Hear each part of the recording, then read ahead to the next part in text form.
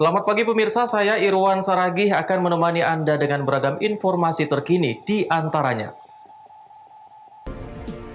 Kelebihan tonase truk kayu di Jalan Juanda Tebing Tinggi terbalik dan timpa seorang warga. Jelang Natal dan Tahun Baru, petugas gabungan di Medan sidak angkutan mudik dan tes urin para supir. Prajurit TNI AL di Asahan lomba masak olahan kerang. Selain cuplikan berita tadi, kami juga akan menghadirkan beragam informasi lainnya. Pemirsa, kita jelang sumut hari ini pagi selengkapnya.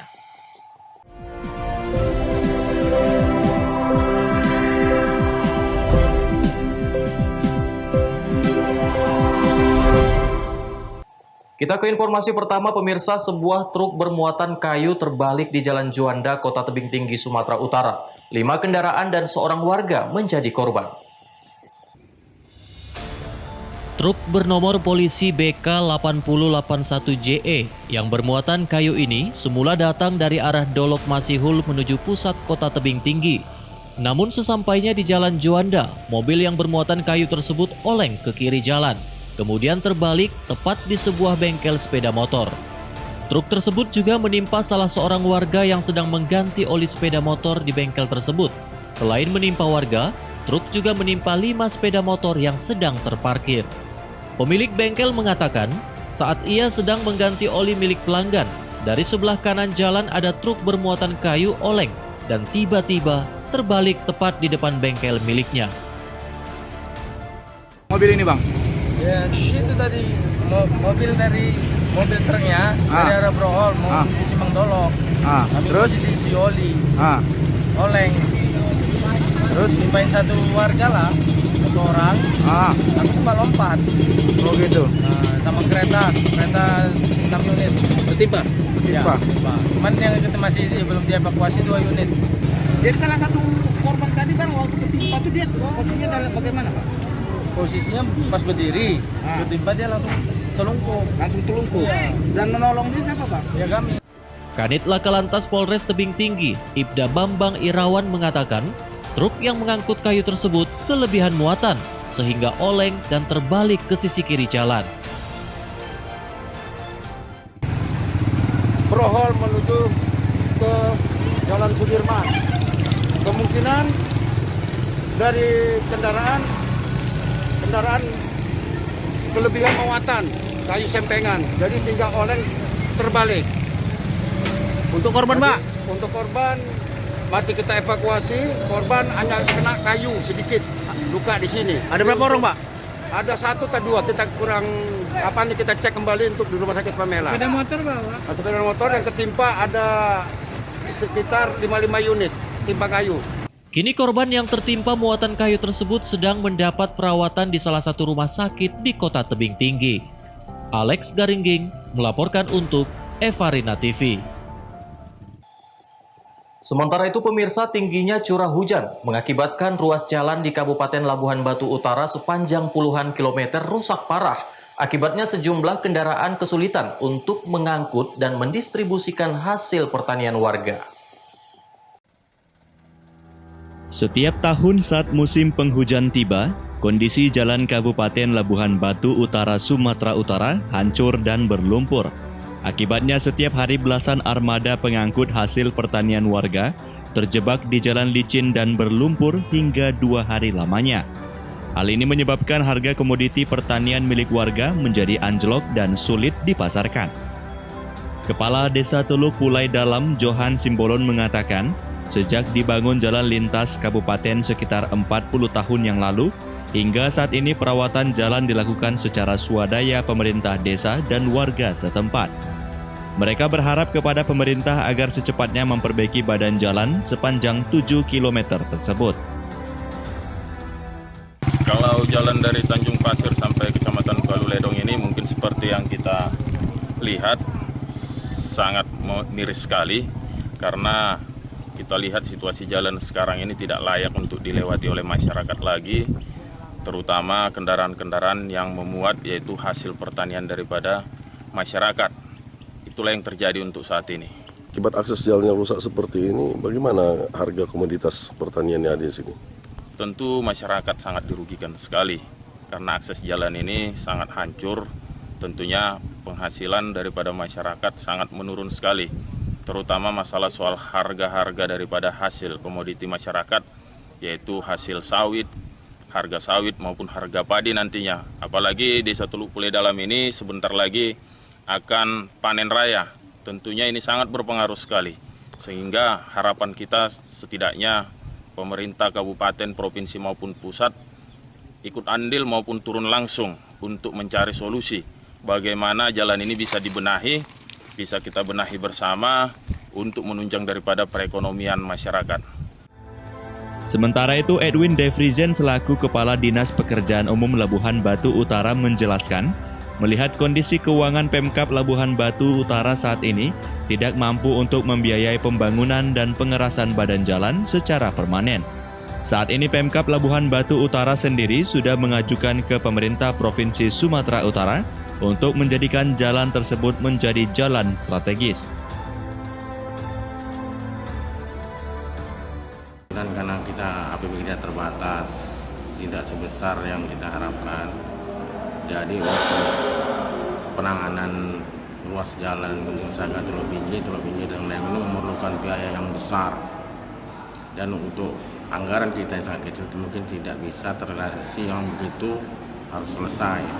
Jadi kita sekarang sudah usulkan ke Bina Marga Provinsi untuk pengalihan status jalan menjadi jalan strategis provinsi yang mungkin kalau disetujui nanti Pemda dengan provinsi bisa sinergis jalan untuk membangun jalan itu dengan anggaran dari Pemda ataupun dari provinsi untuk mengatasi ruas jalan ini bisa dilalui dengan kilometer yang normal ataupun ruas jalan yang bisa dilalui dengan roda 4. Ucok Sitorus melaporkan untuk Eva Arena TV. Pemirsa, masa pandemi COVID-19 adalah masa sulit bagi sebagian kalangan khususnya pelaku usaha mikro kecil dan menengah. Seperti di kota Pematang Siantar, Sumatera Utara, pengrajin pernak-pernik Natal turun omset hingga 85%.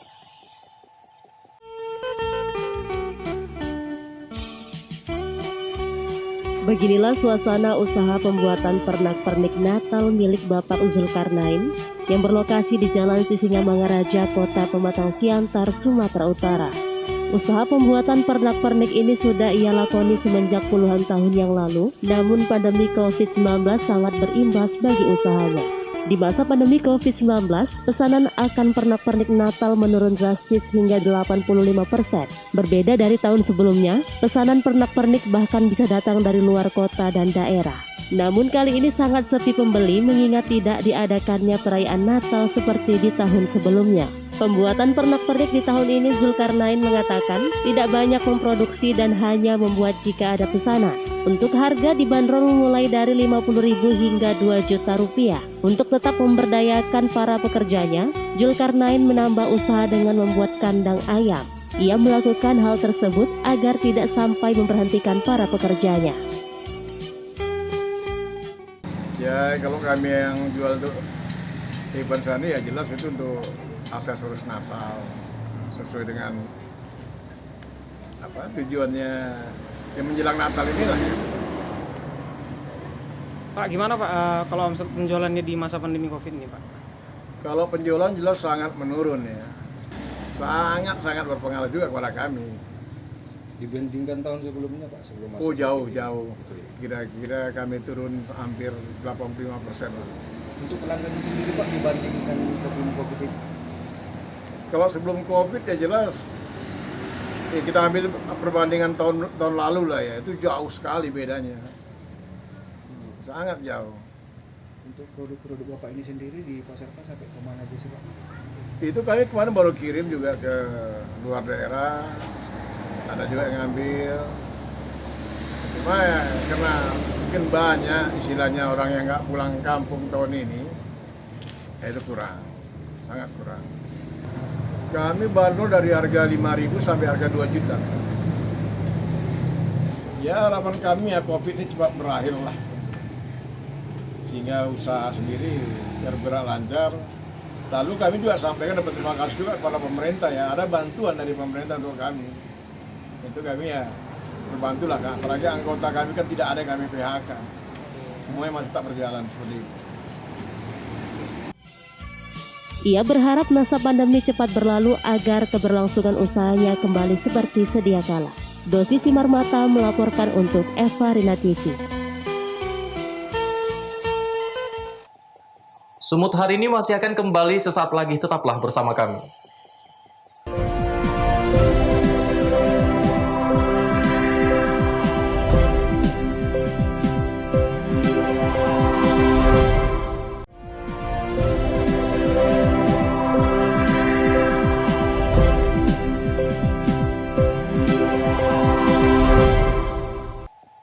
Terima kasih Anda masih bersama kami, pemirsa. Menjelang arus mudik Natal dan Tahun Baru, petugas gabungan menggelar inspeksi keselamatan pada angkutan umum.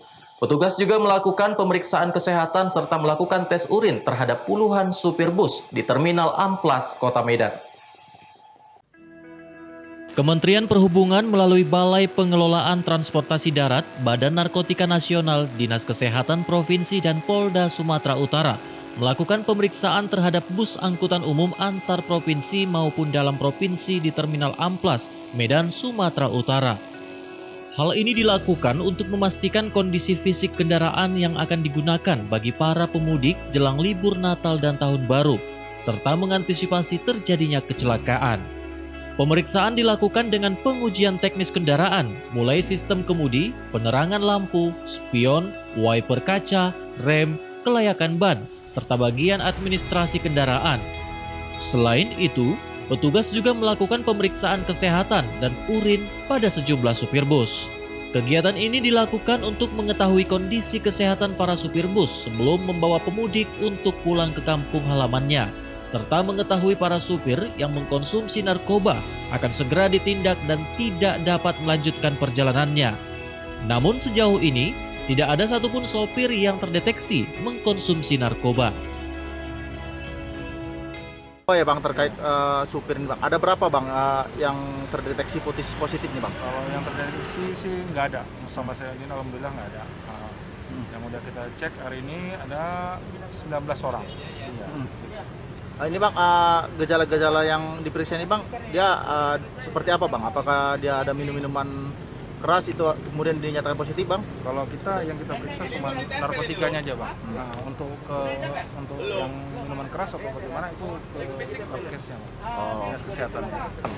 Dalam rangka untuk angkutan Natal dan Tahun Baru, seperti program pemerintah yang akan dilaksanakan pada tanggal 18 Desember 2020 sampai dengan 4 Januari, kami dari Terminal TP Amplas ini melaksanakan ramcek Pak. Ramcek laik jalan maupun yang kami ramcek dari armada PU bus yang ada di Kota Medan ini, yang akan mau berangkat maupun yang akan tiba. Jadi kami meramcek dokumen beserta fisik kendaraan untuk menjamin keselamatan penumpang selama masa mudik angkutan Natal dan Tahun Baru. Beserta juga sesuai dengan aturan dari surat edaran dari kantor gubernur, dari Pak Gubernur kita Pak Edi Rahmayadi, untuk diperiksa juga kelengkapan surat maupun penumpang tetap memakai masker selama perjalanan dengan dilengkapi dengan dokumen rapid test.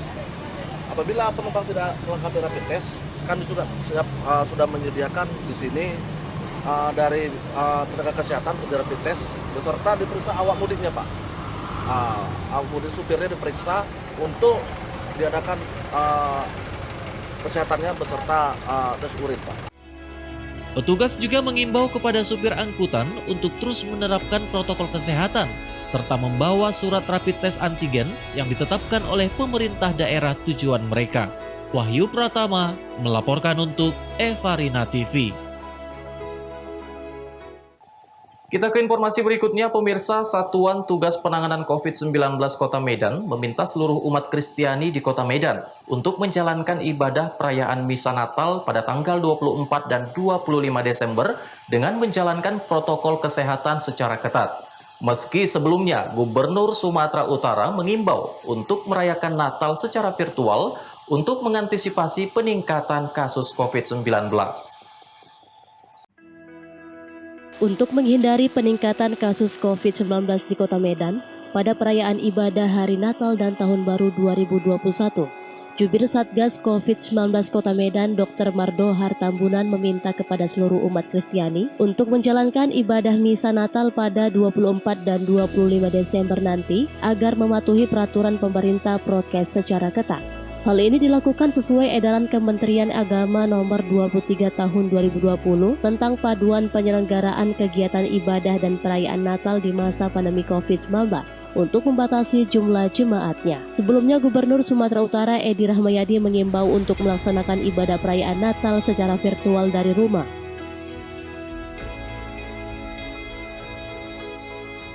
Ada surat edarannya, ya, surat edaran untuk panduan penyelenggaraan kegiatan ibadah dan perayaan Natal di masa Covid, dan itu biasanya dari Menteri Agama langsung itu diedarkan ke kayaknya ke masing-masing tempat ibadah, organisasinya langsung. Jadi mereka sudah tahu apa-apa yang menjadi ketentuan-ketentuannya dan dasar-dasarnya yang perlu mereka. Tapi tidak lepas juga dari masalah bagaimana mengatur ketentuan yang selengkapnya, seperti ibadahnya bagaimana tidak berlebihan, ya.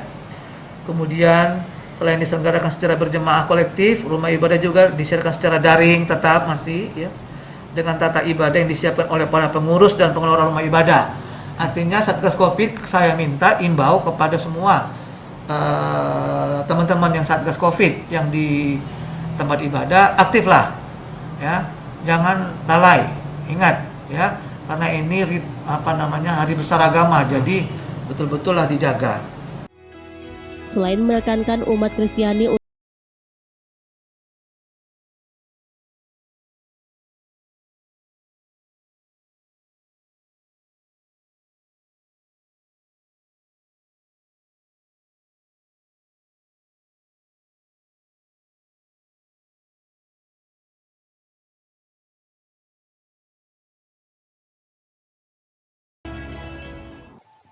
Pemirsa, perjalanan politik seorang petani di Pakpak Barat yakni Hotma Ramles Tumangger kini mulai diperhitungkan oleh warga. Beliau memulai karir politik menjadi kepala desa pada tahun 2013 silam dan menjadi anggota legislatif pada tahun 2019 dari Partai Demokrat. Perjalanan politik seorang petani di Pakpak Barat yakni Hotma Ramles Tumangger di Desa Si4 Rube 4, Kecamatan Si4 Rube, Kabupaten Pakpak Barat, kini mulai diperhitungkan oleh warga. Beliau memulai karir politiknya menjadi kepala desa pada tahun 2013 silam dan menjadi anggota legislatif pada tahun 2019 dari Partai Demokrat. Pada saat penjaringan menjadi calon anggota DPRD silam, Hotma Ramles Tumangger memperoleh suara terbanyak dari Dapil 2 setelah Sony Bruto. Di samping menjadi anggota DPRD, beliau juga aktif di beberapa organisasi, termasuk Garda Bela Negara dan Garda Angkatan Muda Kristen Indonesia, serta organisasi kepemudaan lainnya yang ada di Kabupaten Pakpak Barat. Dirinya juga dikenal sebagai pemimpin yang bersahaja dan ramah terhadap warga sekitar.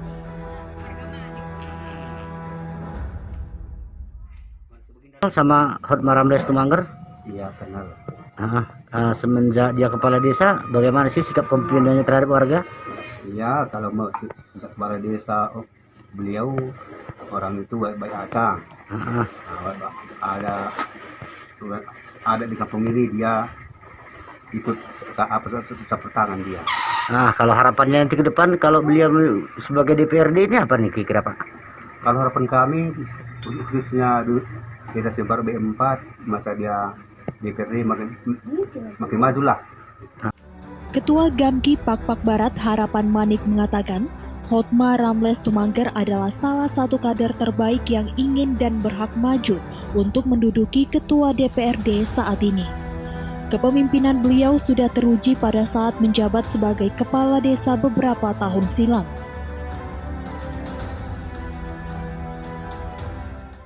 Gamki menyikapi ataupun memberikan sedikit pandangan ya terhadap kita bahwasanya untuk maju dalam hal menduduki kursi Dewan Perwakilan Rakyat Daerah Kabupaten Pakpak Barat sebagai ketua, nantinya Gamki akan terus memberikan support, memberikan semangat dan juga mendampingi selagi itu masih kader Gamki, dan beliau adalah kader Gamki bergabung pada bulan Maret kemarin, dan posisi beliau sebagai wakil ketua 1 ya, di bidang OKK, dan sebagai kader terbaik pastinya ya kita mendukung langkah beliau untuk maju dan menduduki kursi ketua DPRD Kabupaten Pak Pak Barat. Warga berharap karir politik beliau menjadi Ketua Dewan Perwakilan Rakyat Daerah. Saat ini posisi Ketua DPRD masih kosong pasca Pilkada. Petro Citra Cibro melaporkan untuk Eva Rina TV. Sumut hari ini masih akan kembali sesaat lagi, tetaplah bersama kami.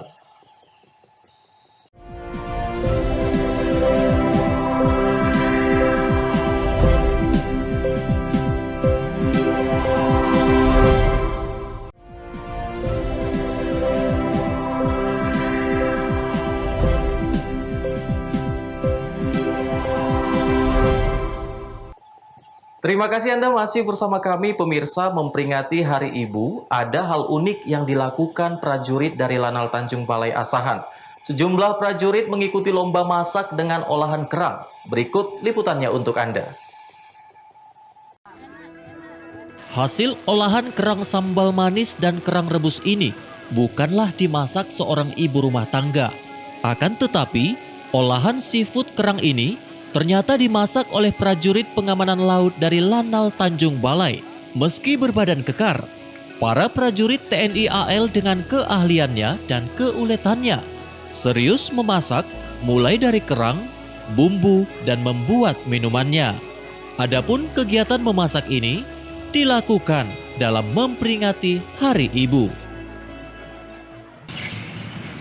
Peserta lomba memasak, kita melibatkan seluruh kasaker yang ada di Lanal Tanjung Balai Asahan. Tujuannya adalah biasanya kita melihat bapak-bapak gagah dengan seragamnya, tapi saat ini kita ingin melihat mereka piawai. Mereka mampu mengolah olahan kerang untuk disajikan di tengah-tengah keluarga. Wanda Pratama melaporkan untuk Eva Rina TV.